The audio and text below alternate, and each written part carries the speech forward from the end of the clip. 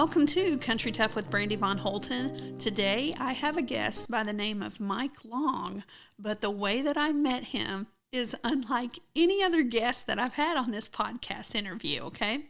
So, if you have been following me on Facebook or on YouTube or TikTok, you know a few months ago I got duped because all of these scammers that are online sent me something saying, hey, we're going to do this podcast. And it was with a gentleman by the name of Dale Brisby. And I was like, oh my gosh, it's Dale Brisby. You know, he's like in the equine industry. Dale Brisby is a cut up and he's just like this super loud personality. Well, it turns out I did not get to do a podcast with Dale Brisby, okay? I got duped, but I figured it out before that. And because I actually contacted Dale Brisby and was just like, hey, are you really doing a podcast with me? And then, his company was like, no, you're getting duped. And I was like, okay. So this same thing happened again. And I got an email from who I thought was Mike Long. Okay, well now I'm like, nobody's sending me stuff to do that. You know what I mean? So I was like, I'm going to research Mike Long. And I sent him a screenshot or something and was just like, hey, by the way, somebody's trying to dupe me and they're using your information. And I sent this to him, was just like, hey, but if you ever wanted to do a podcast interview, and then here we are. So, isn't that weird? Like, I feel like nanny, nanny, boo-boo, stick your head in doo-doo, freaking scammers, because myself and the actual Mike Long are now getting to meet. And Mike, okay, I want you to tell them what the heck you do, and you're a book author, but you do some pretty cool stuff. When I started looking at your resume, I was like, oh, wow, this guy's different. Like, you're different than any person I've ever interviewed on my podcast. So.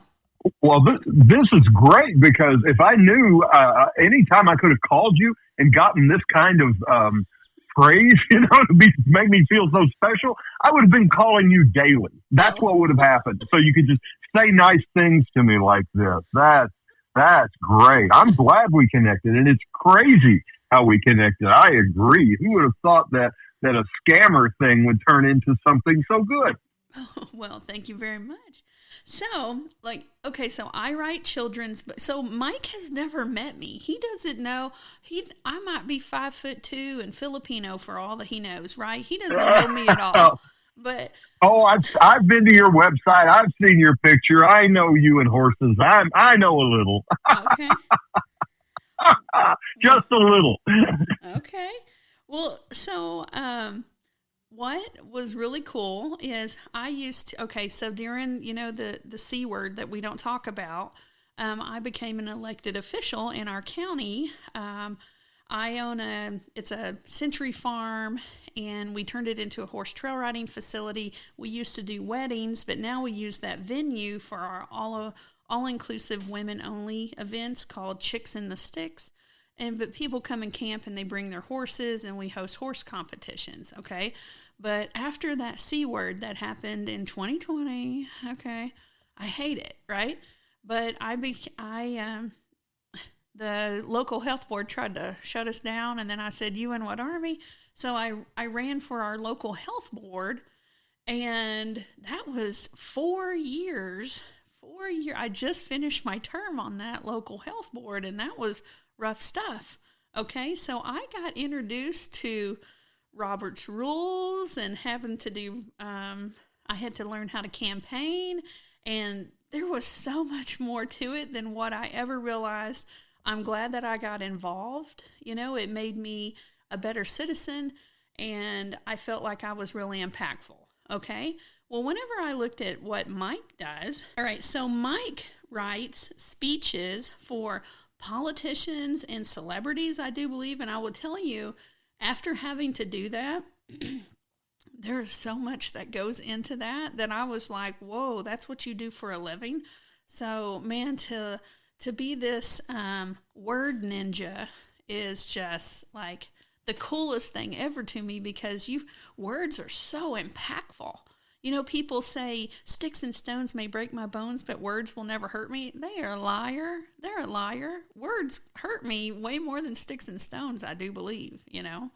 So, so Mike, tell me a little bit about your job of writing. I think that's what you do is you write speeches. Sure. I'm a word guy. I teach at Georgetown University, and I teach various kinds of writing there. And I came to Washington to become a writer, and I started out as a speechwriter. I wrote in politics for a long time, and then I switched over to writing speeches for people in the C-suite, you know, your CEOs, high-level folks in corporations and trade associations and those sorts of things. And in the past, and I still do that. I've been fortunate to get to write for presidential candidates and celebrities, and some of them I get don't. And then in the past several years, I've switched over mostly to writing books. I've ghostwritten books for a lot of folks, and that's been fun. And these days, I'm writing books under my own name. Most recently, I wrote 2 books about dopamine, called The Molecule of More and Taming the Molecule of More. And they're about how this one chemical in your brain controls so many aspects of life. Basically, it makes us unhappy with whatever we have. It makes us look for, crave, hunt down the things that we don't have. Okay, so there is a song by Sheryl Crow. Okay, do you remember Sheryl Crow? I think she got married to Lance Armstrong or something, or was a wife. Yeah, I remember her. She grew up not 50 miles from where I grew up. Okay. Actually. She has a song lyric that says, "It's not about having what you want. It's about wanting what you have."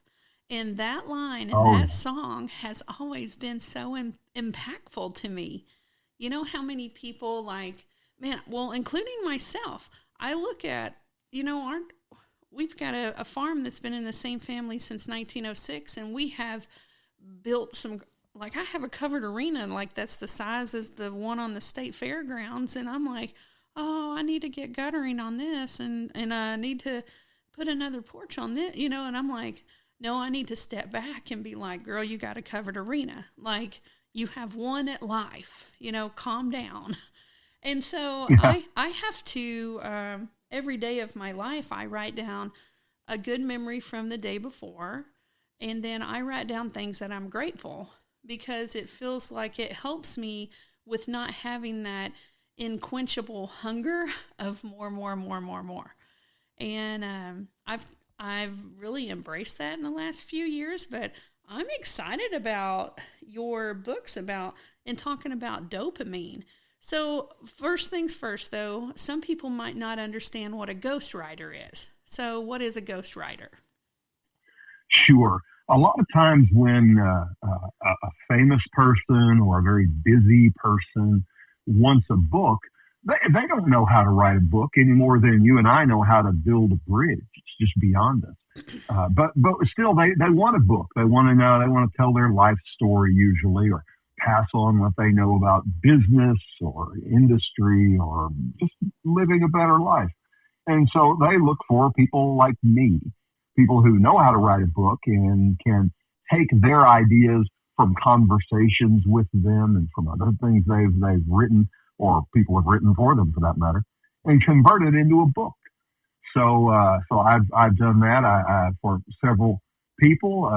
And one, for instance, is a fellow named James Gregory, the comedian, famous comedian, especially in the South and Southeast. And he and I worked together to write his autobiography called A Bushel of Beans and a Peck of Tomatoes. And that was a lot of fun. I've written things for people who are big in business as well. Someone who owns most of the McDonald's in America. He and I worked together on a book. A fellow very high, I can't say his name, but a fellow very high up in politics. He and I wrote a book together several years ago. And so that's what a ghost does. A ghost sits down with you and says, you may not know how to write a book, but I do. And I'll do it for you if you'll just talk to me. Well, successful people are not able to do all the jobs that their business needs them to do, but they're able to hire people that are able to help them, expand their business. Like, well, for example, next week I meet with a lady that specializes in brand deals for social media influencers, and I'm trying to grow more as a social media influencer, and I don't know the first thing about getting brand deals, so I reached out to her. You're only as strong as the people around you, and so I'm trying to get good quality people around me. So, all right, so tell me about you said you have 2 books of Taming the Molecule, so let's talk about Taming dopamine. That's right. Okay. This most recent book is called Taming the Molecule of More. And I think before I talk about what's in the book, it's very useful to understand this feeling that we all get that we don't always recognize. Let's say you work in an office and every week your boss comes to the desk and gives you your check. And just for arithmetic, let's just say, they give you a check for $1,000 every week. That's your paycheck. Pretty good. Well, every week they come to the desk, they give you that check, and she hands it to you, and you put it in your pocket, and you go on. And this goes on for however long you've worked there. And then one day she shows up at your desk and she hands you that $1,000 check. And then she says, and you've done such a good job. Here's a $100 bonus. Wow. You're excited about that. You're just absolutely thrilled. But the thing is, the $1,000, you don't even think anything about. Yet she gave you 100, which is 1/10 of that, just a little bit. And that's what you're excited about. That's what you're excited about. The less thing, not the big thing. And then this goes on another week. She gives you the $1,000 and another 100, $1,000 and 100. And this goes on and on and on until you don't get excited about either one. You're not excited about the 1,000. You're not excited about the 100 because you're used to it.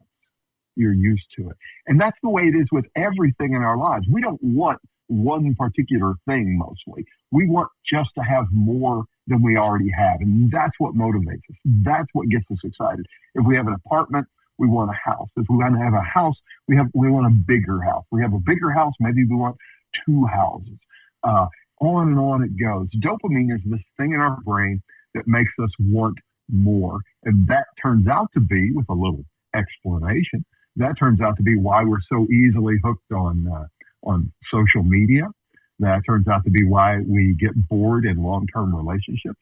Turns out to be why we get into serial dating over and over, and we're never happy. We've forgotten, as you said earlier, we've forgotten to try to seize the moment, to live in the moment. And we're always looking forward to the future. That turns out to be a function of dopamine in your brain. And it turns out to be something that we can explain and even fix. And that's what my book's about. Okay. Explaining that and fixing that. Wow. Well, I'm over here just like, I think he's talking to me directly. I hear that so often. I hear that so often. Well, and you know what? I have had to come to some terms of always trying to get people's approval, which it kind of made me feel like I wanted more and more and more.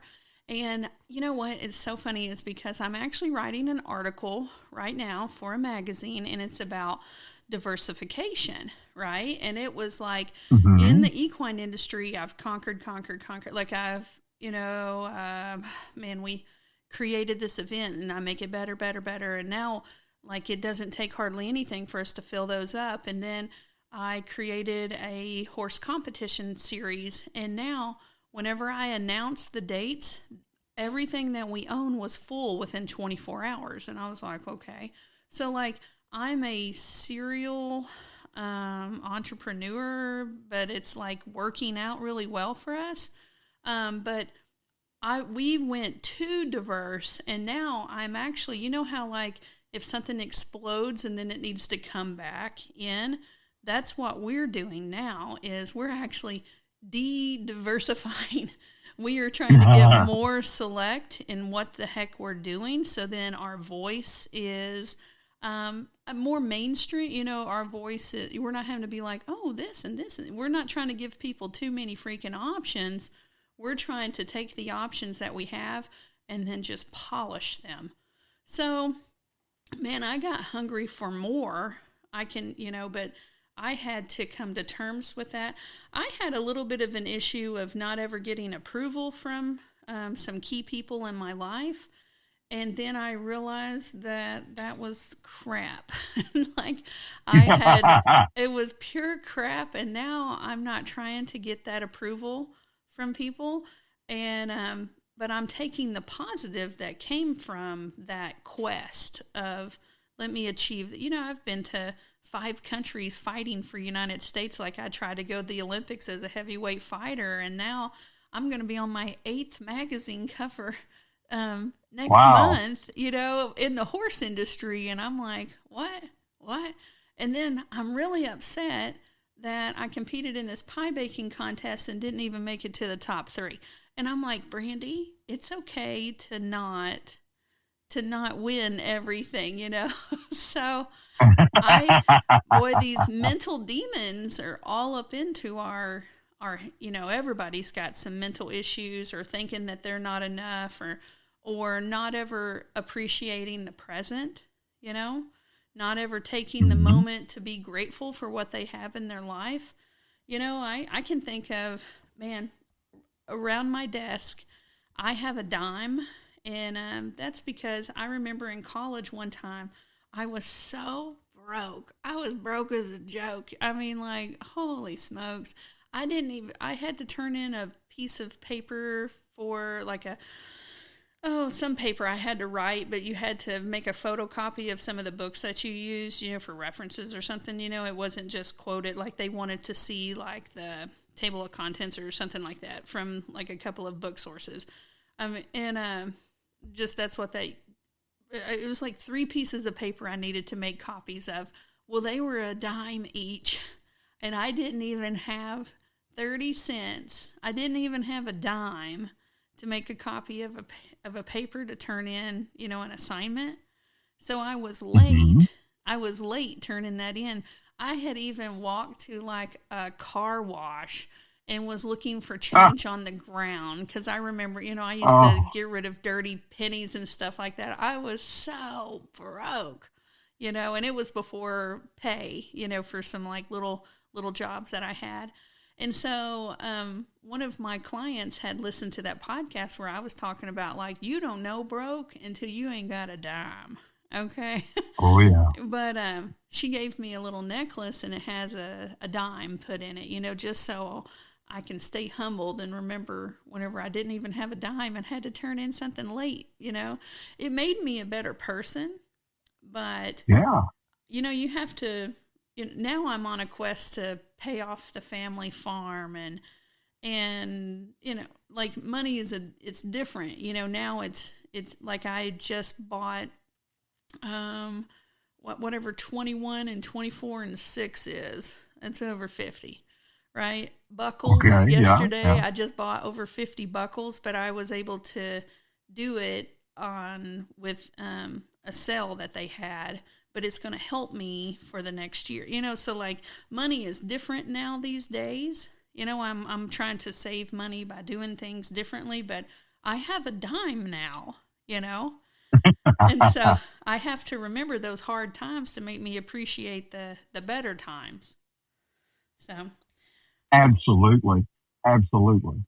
Well, so tell us how you were, so tell us about Georgetown. Sure. I have been in D.C. writing since the 90s. And, the community of writers is kind of small. A lot of people want to write, and God bless them. I'm glad they want to write. But those of us who actually just make a living from what we write is rather small. And so you tend to meet folks. And one of the folks I met was involved with Georgetown. And she called me one day and said, we're looking for some folks to teach a few courses in the graduate program in public relations. And she said, would you be interested, because you've done a fair number of seminars and keynotes and lectures? And I said, I'll try it. I think that might be fun. Well, that was over 20 years ago, or almost 20 years ago, I should say. and it's just gone from there. I've gone from being the newest person on the faculty to the person who served the longest now on that faculty. And I've taught writing in all different capacities there, not just in the master's program, but in some of the public-facing programs as well. So it's fun. I get to talk to a lot of folks in the middle of their careers who are trying to get better at a range of skills that have to do with not just public relations, but also marketing and, of course, writing. I teach them to write those key documents that a lot of people use in the communications department. I teach speech writing, of course. That's one of the first things I ever taught there because that's been my specialty for a long, long time. I've taught persuasive writing. These days I teach public speaking as well, pitching, so people can lead meetings better. I also, on the other side of the house, as we say, for the public-facing folks, I've taught creative writing and a couple of other things that have to do with public-facing. I have never felt in someone's shadow so much.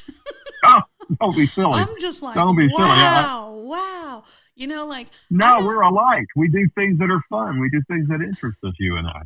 Well, and you know what? Like, my best friend is an Olympian, right? She won an Olympic medal in the '92 Olympics in Taekwondo. It's full contact martial arts. And, you know, I have people that just idolize the heck out of her, and then they kind of treat her bad because she will think it's like friendship, and then they're just idolized, you know. And it's always funny because I view her as just a normal person, and I'm like, oh yeah, people idolize. I forgot, you know, because she just gets her heart broken over and over by it's like the same pattern of people being like, whoa. But then I don't ever feel starstruck, you know, like we've met some really cool people. Like our next door neighbor it's a country music singer named Leroy Van Dyke. And I mean, he had his own TV show, and I'm just like, hey, Leroy, do y'all want to come over and get some cheesecake? You know, like, you know, my best friend's an Olympian, and almost every one of my friends have done something big and grand.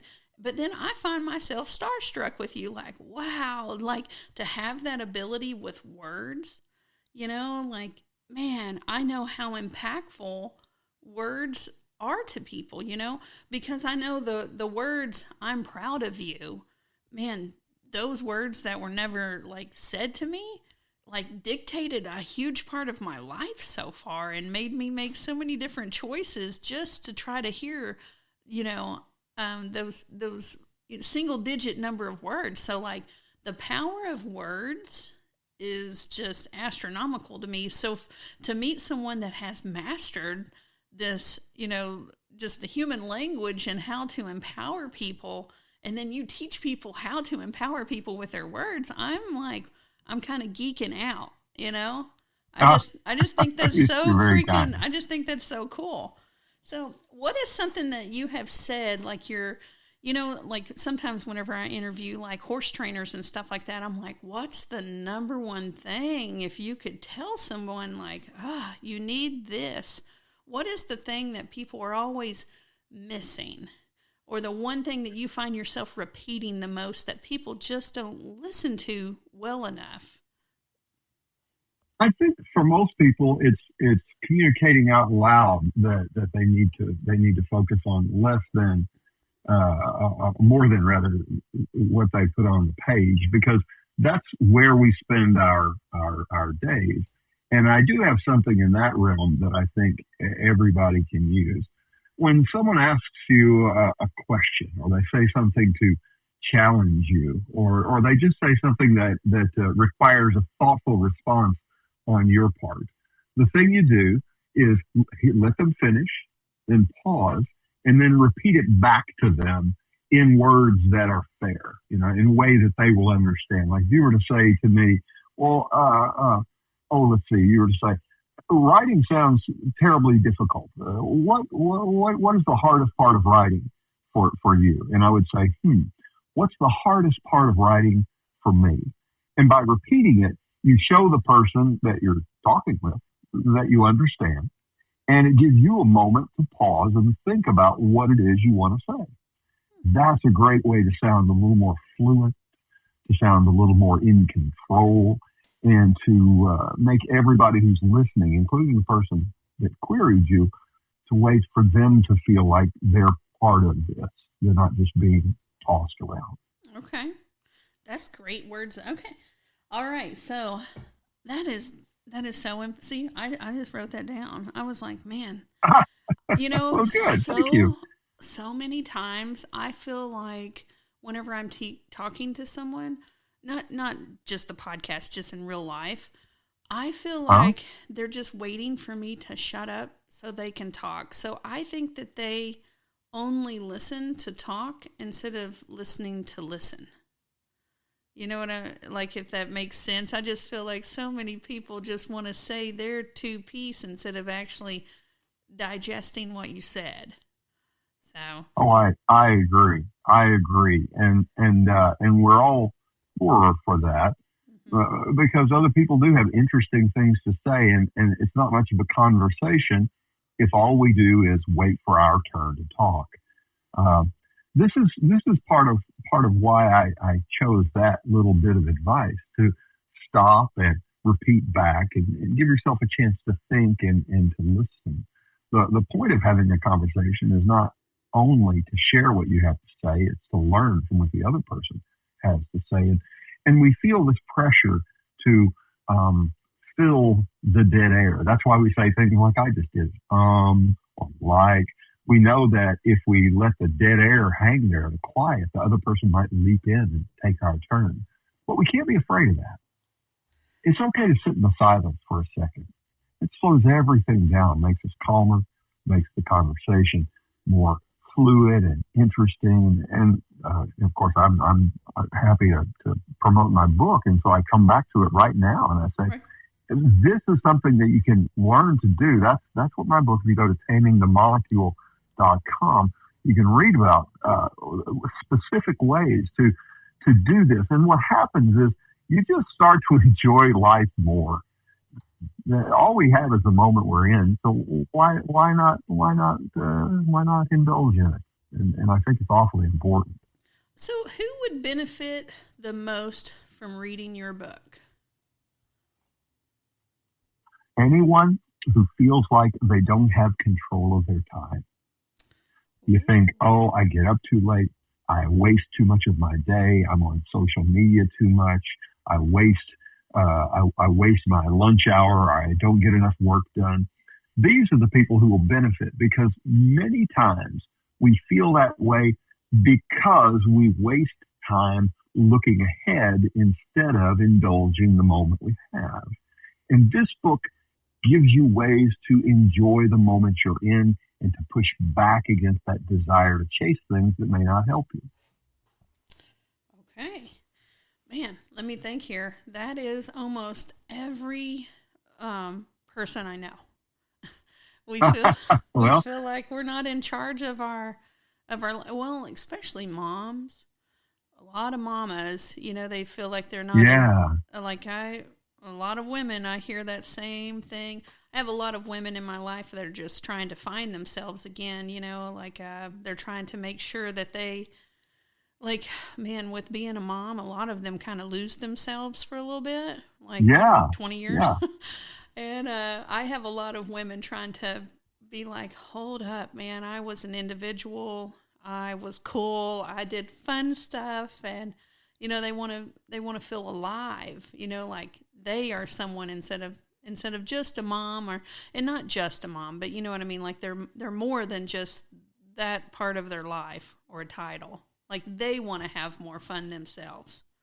So. Well, anybody who's got the equipment can have a baby, but it takes a special person to be an important mom. Mm-hmm. And it begins with as you are alluding to now, it begins with a commitment to doing something that is special. I think there's nothing more important than raising the kids you bring into the world. Mm-hmm. And fathers are traditionally out there doing other things to bring in the money.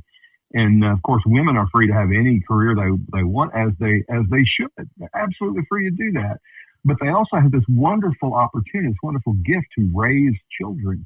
And what could be more important? I assure you, having worked in lots of businesses, the work you do at a business is largely forgotten. The little things, the big things, everything you do for the children you bring into the world, that changes things. It's so important, and yet it gets so devalued. Women are the axis that run the world. Well, so my husband and I, we do not have any children. However, we are involved with so many, they always say it takes a community. It takes a community to raise children, and we're part of that community for sure. Like I already have 4 children's books, and I've got one more to finalize, and then I'm hoping to be able to help children, like especially after 2020, like they already didn't have enough mental problems and mental issues to come up above, depression and positive body image, and then I just feel like the whole world is way too absorbed into their phones, and they don't have these connections with people, which just is making a whole other level of issues, like mental issues. And so I'm hoping to, that's what I start in 2026, is really trying to push that book series out, and I'm going to focus on counselors, so like, even though we do not have children ourselves, I'm hoping to help everybody with theirs, and help schools with them. What a good thing. Yeah. What a wonderful thing. Congratulations on that effort.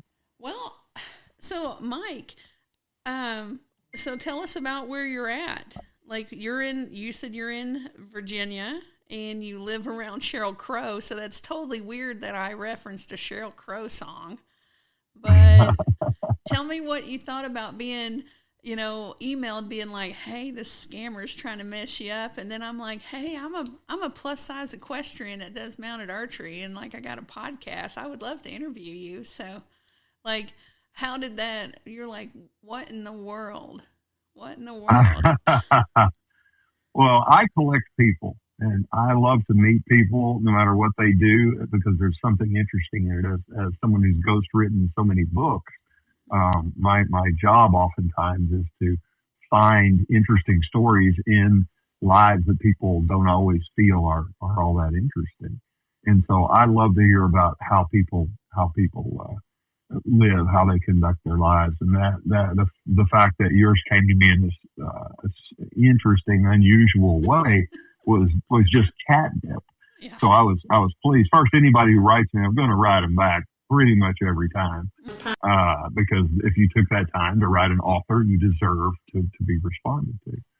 So I did that, and then when I looked into a little bit of what you did, as we were talking before we began to record, looked into what you did, and thought, wow, this is somebody who's really made her own way. This is a person who said, this is what I'm interested in, this is what I'm going to do, and I'm going to find a way to make this work. So I was intrigued. And then the fact that you were aware of the book, and just sort of naturally led to, well, let's have a conversation for the world. Let's do that. So I'm pleased to be here. So my question to you, okay, so like, here's where I feel like, I wonder how this happened. So you have a book that's like science-based, it's dopamine. Like, how did you make the jump, or is there a jump? Because you're a word ninja, and you help other people become word ninjas, right? That's what you are. You're right. And then how did you get into the science part of dopamine? Well, my co-author on the first book is a man named Dr. Dan Lieberman. And Dan is a psychiatrist across town at George Washington University. I'm at Georgetown. He's at George Washington. And we got to be friends a long time ago. And we're really nerds, absolute nerds. We're not into sports or much of anything except ideas. And so we love to talk about ideas. We love science and technology and literature too, but we love a lot of things that both of them involve sitting and talking. And back around 2016 or so, we said there's got to be something for us to do besides go to lunch and giggle. So we we said, let's try to write a book. And we cast about for something that might have commercial potential, and that turned out to be dopamine, which people talk about but don't really understand. And so between my ability with words and my background, I was trained as a physicist, actually. Between my background with words and science and his training as a psychiatrist and MD, we said this will work. And we wrote The Molecule of More. It sold about 1 million copies in the U.S. and around the world in 25 languages. And that's where it came from. And it was just a couple of guys who thought this was interesting and thought other people might think it was interesting too. So that is not Taming the Molecule. What was that first book called? The first book is called The Molecule of More, and that explains the science of dopamine in a fun, funny way. And then the second book, which I wrote alone, it's called Taming the Molecule of More. And it says, okay, if you know how dopamine works, or even if you don't, the real reason you're here is you're trying to get out from under the difficulties, the pain of dopamine, the pain that it causes in modern life. Let me show you how. And that's what that book is. Okay, so Mike, I thought I was cool because my first two children's books, they're both in all 50 states. I've mailed them out to all 50 states, and then the first book's in 4 countries. And then once again, here you go. I'm in your shadow. 1 million copies. Oh, no. 1 million copies in 25 languages. What in the world? You're such a big achiever. That's so freaking, I am seriously just over here bowing down. I bow down. I'm going to tap out. I'm like, wow, that is just, that's just astronomical Well, it is impressive. It's a big achievement, but here's the thing. I didn't do it so I could boast about it, although right. I'm guilty of that as the next guy. Oh. I did it because it was fun. Well, and I don't think you're boasting. Fun to do. Oh, I don't think you're boasting at all. I am just, I'm going to boast for you because I'm just man, dude, you deserve some snaps in the snap cut. Hey, and you said that y'all were sitting around and geeking out. You know what I call those, instead of athletes, you were a mathlete. Okay. I'll have to tell Dan that. He'll like that. Okay, so if people are looking for your book, I bet they can find it anywhere books are found. Since the things are pretty much. Yeah. So, but Taming the Molecule is your new book, and then the other book was The Molecule of More, and you have tamingthemolecule.com, and then for you, correct. And are you still writing speeches for people and still ghostwriting as well? Yeah, absolutely. I'm working on a book right now for a fellow over in Thailand. Actually, it's a book about philosophy. I'm working on another book of my own. That's a novel called "Said the Liar," and I think that'll be out in 2027. So if you want to hear what kind of stories I make up, you can look for "Said the Liar" in 2027. Yeah, writing, teaching, that's me. Okay. Well, and I am all-inclusive women's horse vacations and mounted archery instruction. And now I'm teaching something called Smart Chicks, which is an all-inclusive homesteading thing because we're trying to, me and one of my best friends is a Mennonite lady. And, a lot of people don't even understand the difference between Mennonite and Amish. And by the way, she has a cookbook that has sold I don't even know how many copies because it's it's not called Secrets of the Mennonites. It's her family's recipes. But I told you, I'm a collector of cool people, and I'm so happy I reached out to this guy. I want to send whoever it was, the scammer, and be like, man, you need to scam me some more because I research everybody now. I research everyone. So. All right. Well, thank you for tuning in to Country Tough with Brandy Von Holton, and most definitely look up Mike Long. So it's M-I-K-E, Mike, and Long. There's no way to misspell that. Okay, Mike Long. No, you go to Mike Long online, MikeLongOnline.com. Yes. All right. Thank y'all, and y'all have a wonderful day.